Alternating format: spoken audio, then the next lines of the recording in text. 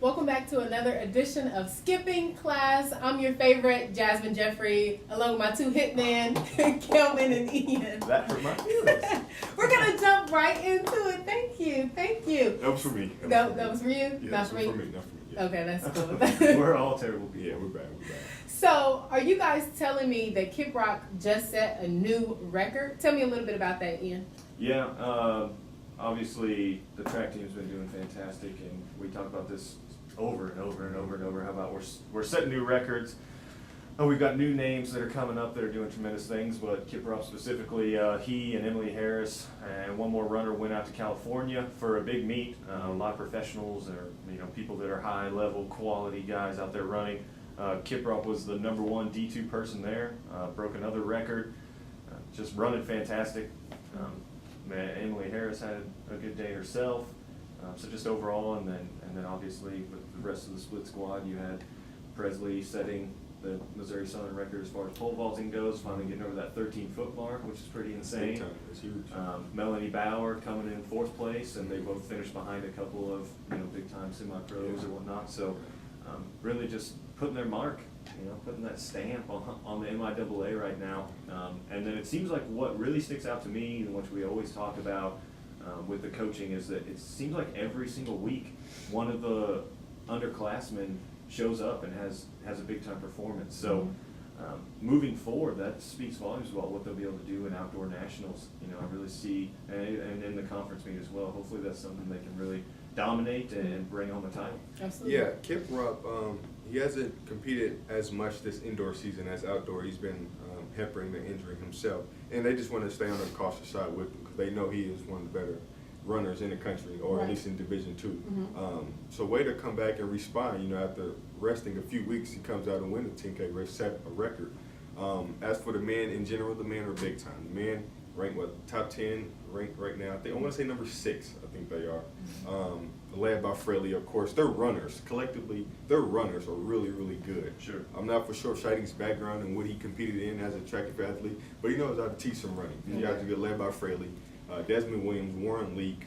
These guys are really, really good collectively. The ladies are big time. I love the ladies. I'm not for sure. They were ranked 21 last time, 26 last time I checked. I'm not for sure where they're at now. They competed very well also. Brittany Reagan had another stellar performance. Kaylee Morgan, after resting last week or 2 weeks ago, or the previous event, she come back and wins the long jump event. So monster.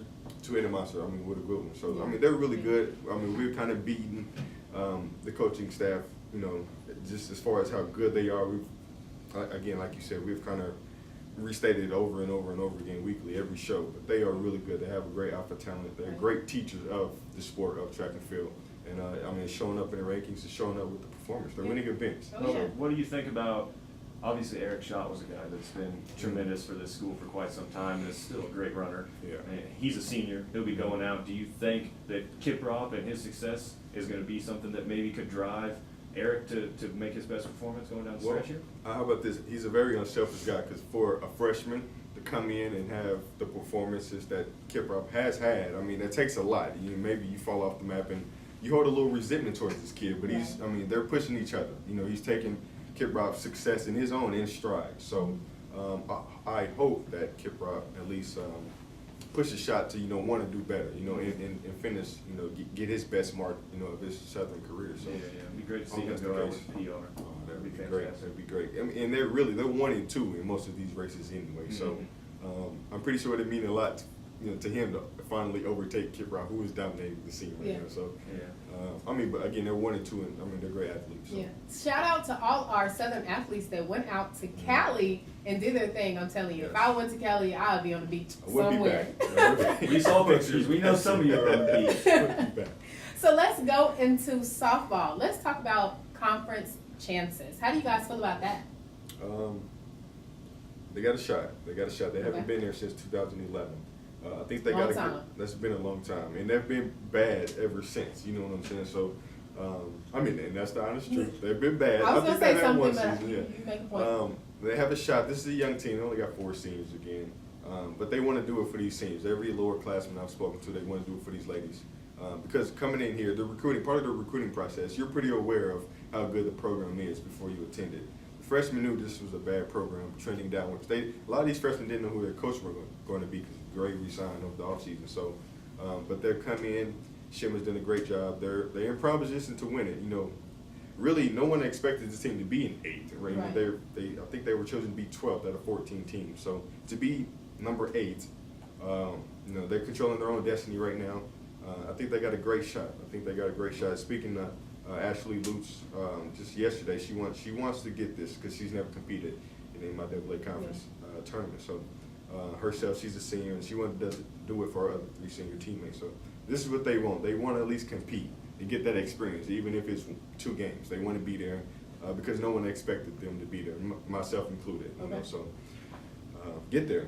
4 games, just get there. Let's do it. Yeah, I mean, it's going to be a tough challenge. It's going to be tough. You know, they're looking at 2 teams that are ranked pretty high in the MIAA division. They've got UCO and Northeastern State, a couple double headers coming up. So it's going to be a difficult weekend for these ladies. But, you know, is it really worth being there if you don't have to earn it? I mean, it's been a long season. And like you said, these seniors and these younger people that are coming in have really set this gold standard for where they want to get to.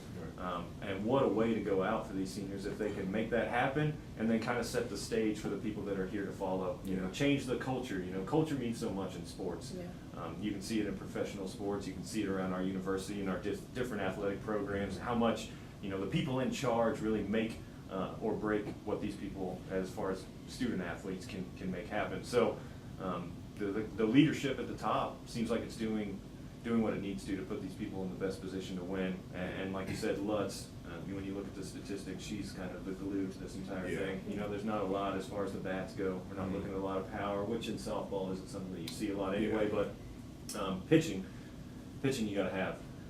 And her record speaks for itself. You know, we're looking at 13 and 14 overall win-loss record, maybe not so much, but she's in the top 10 as far as ERA, like 2.92. So, and her numbers are a little deceiving because, like you said, she's at the top of the rotation. She is the glue. She's eating up a lot of innings. Yeah, 27 starts this year. I mean, she's throwing. I mean, she's giving it her all. Okay, so let's go into one of the coolest by far, sports on this campus. Let's talk about baseball. Yes. And before we get there, I really want to introduce to you guys a former player, Cody Smith. He's going to be coming out talking to us and answering some questions. So just give us 1 minute and he'll be right back.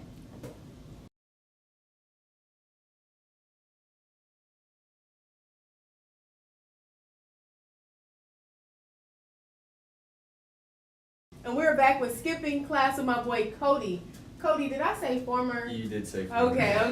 I meant current. How are you? I'm good. How are you? I'm good. I'm living the dream, you know, especially with you right here. I think we're just all excited. Yeah, we're stoked. I'm excited to be here. Yeah. Awesome. Well, thanks for coming out. We are really looking forward to you just telling us your experience and how you feel about being a Southern baseball player. So how was it living in the life? Yeah, it's nice. We had a good program here, really tight-knit, good coaching staff, and it's really good competition here at the MIAA, so it's good. Okay, so what are some of the things what are some of the challenges that you go through as a pitcher here at Southern? Ooh, that's tough. As a pitcher, you know, it's kind of hard because for me especially, you know, I'm throwing once a week maybe twice if I'm lucky. So I just gotta find a way to get better every day, even though I might not be on the mound. And then also like in games, there can be days I know I'm not gonna throw, so I gotta find other ways to rally my teammates on the bench and things like that. Yeah. So just all around a good, I guess, player. Yeah. Like a teammate. Yeah, you gotta be a good teammate, especially in baseball because you're not gonna play every day. It's not like basketball and football. Yeah. Okay, so you guys just you guys lost the series to UCM. Yeah, that hurt. Yeah, I see you cracked a smile. Yeah, that one hurts a little bit. It was an intense series. Okay, yeah. It was really close all 3 games. I've heard about some of this intensity. I have a little bit. You know? And you spoke to it already. This is a very, very tough MIAA baseball conference. Yeah. So right now you guys are fit. Mm-hmm. Where do you think as a team, where do you think you guys stand in this conference? Do you think you guys compete with UCM come tournament time? Oh yeah, that's the thing with baseball. Once you get closer to tournament time, it's whatever team is the hottest is going to win the tournament. You know, you could start out hot in the beginning and fall apart towards the end. I'm not saying we didn't play well in the beginning, but we didn't play to our full capacity. I think this weekend we definitely did, even though it might not have showed it in the record. We played some great baseball, and if we keep continuing to do that. At full strength, full capacity, are you guys the best team in the MLW? Oh yeah. Easy? Yeah. Oh yeah, I like that I confidence. like that. You can't be mad at a man for getting confidence. Yeah. All right, so we know a little bit about your back history. If you don't, there's been stories in the Globe and other things that have covered some of it. So tell me, as a person coming back from an injury, something that took you off the mound for a pretty dramatic amount of time, having gone through nearly a full season now, do you feel like you're back to full capacity? Do you feel like there's one? Yeah, I certain thing you mean, can work on? it's tough because it takes a while. Once you get back on the mound, you're not going to be 100% because there's so many things you can do to prepare for it. But once you get in a game on a mound, it's different. But definitely with each start, I feel more and more comfortable on the mound. Now, beforehand, you seem like a guy that has a little bit of attitude out there. Do you think that's something that stands out above all for you is dominating that mound and then using that to dominate the person in the box? Yeah, you got to have some attitude as a pitcher. I mean, if you come out and watch any game, most of the guys on our staff are going to have an attitude, some more than others. But it's as much of a mental game as a pitcher as it is physical. So if you can get an advantage over the hitter somehow, like getting in their head or things like that, just confidence will help you out. How much of the team's success falls on the pitching rotation and the staff? Because the numbers don't lie, but they can be deceiving. You guys are top 5 in pitching.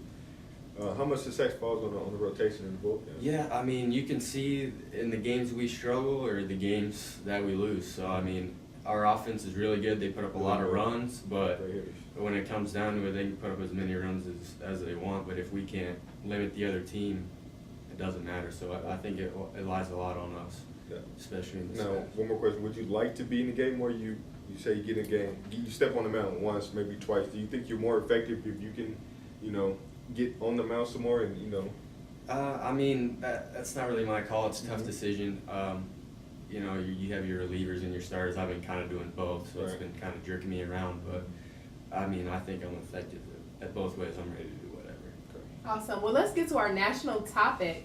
So, who would be your MVP baseball prediction? Who do you think would going to take it? This is really tough. Okay. In the AL, you have the reigning MVP, Josh Donaldson, so I would say he's going to be up there towards the end of the season. Okay. I'm just saying, the Blue Jays are stacked all around. Yeah, they are. They're He's lying. just a pretty boy, and I can't stand him. Yeah, So huh? I'm biased. He plays a dirty position. Sorry, Josh. Yeah. You know you are. Also in the AL, you got Jose Altuve, who's playing really well right now for the just Of course, the Astros. Royals recently. That hurt, so. And I don't like the Royals. What? Oh, my God. That was my I got next Cardinals hat. question because I seen your hat. I seen your Yeah, hat, and I was yeah. going to question it. Mhm. But since you are a Royals hater, I'm not a Royals hater. whatever. I want you to look back and then look at the camera and give your baseball face. I want everyone to see it because we don't know they don't know how to go to your game. So to show the people what you He do. did I say don't he's know. an intense pitcher out there. So Let's I see would the like to attitude. see try, I'll Let's see try, the I'll try. attitude. Woo! That's spicy. That might I be don't more know for if the that was ladies it, than for the pitcher. That might have been more of a Derek Zoolander. Yeah. That was for the ladies. Awesome. Well, I'm going to ask you guys the skipping class question. Here it is. Would you guys go out to another Southern baseball game to see this face? Would you or would you not? Let us know in our comment box, and we would love to hear what you guys have to say. And any questions referred to Cody Smith. Thank you for coming out. Yeah, No problem. appreciate it. Glad I got Did to you come. enjoy yourself? Yeah. Oh yeah, Yes. we love having special guests. Well, you guys, we'll be back next week. My name is Jasmine, along with Ian and Kelvin and Cody Smith. See you next time. Play the role.